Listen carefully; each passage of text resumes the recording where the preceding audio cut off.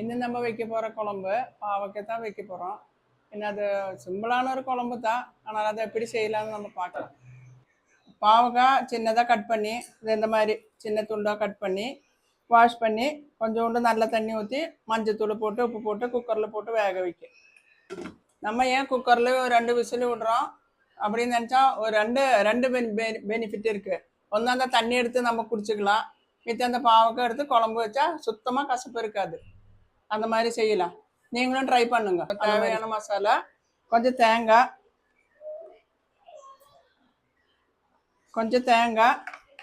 ஒரு 2-3 பல்லு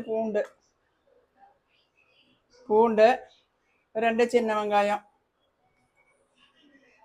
அப்புறம் ஒரு சின்ன துண்டு இஞ்சி,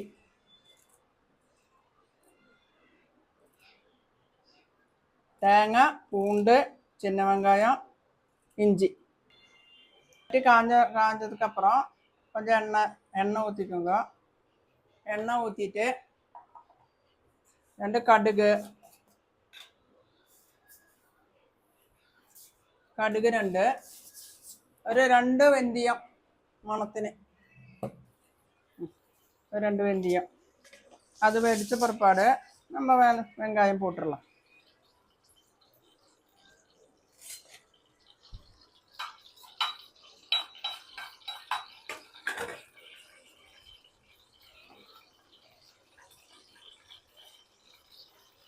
நல்லா வெடிக்கட்டும்.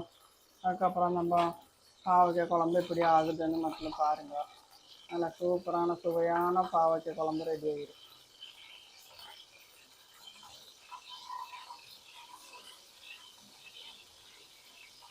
கடுகு நல்லா பொரிஞ்சு வந்துடுச்சு. அதுக்கப்புறம் நம்ம கட் பண்ணி வச்ச வெங்காயம் கொஞ்சம் கருவேப்பிலை அது போட்டு நல்லா வதங்கட்டும்.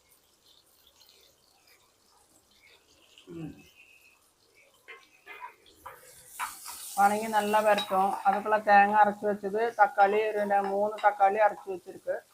கொஞ்சம் வதங்கி வருது. அதுக்கப்புறம் கொஞ்சம் வணங்க கொஞ்சோண்டு மஞ்சத்தூள்,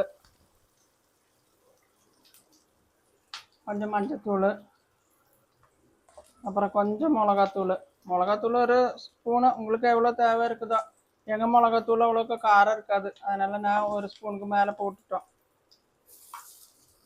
அப்புறம் இது நல்லா மொரிஞ்சு வந்த பிற்பாடு இந்த தக்காளி அரைச்சது, தக்காளி ஒரு 3 தக்காளி அரைச்சி வச்சுட்டோம். அது நல்லா வதங்கி வரட்டும்.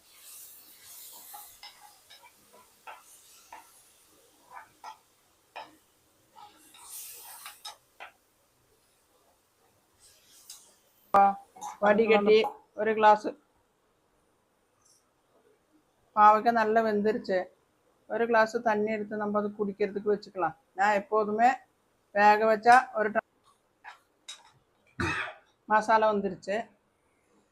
அப்புறம் அரைச்சி வச்ச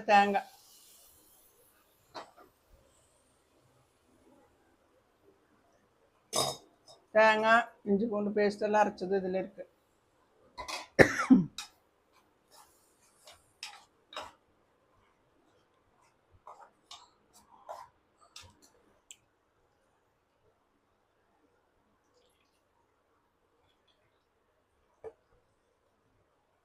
அப்புறமா இதெல்லாம் மசாலெல்லாம் போட்ட பிற்பாடு கொஞ்சம் புளி, உங்களுக்கு எவ்வளோ புளி தேவைப்படுதோ. நான் கொஞ்சம் புளி ஊற்றிட்டோம்.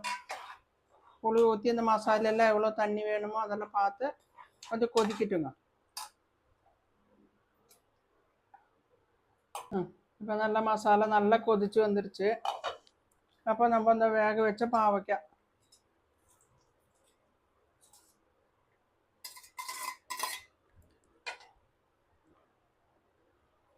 போட்டு ஒரு 10 நிமிஷம் நல்லா வேகட்டும். அப்புறம் நம்ம தேவையான அளவுக்கு உப்பு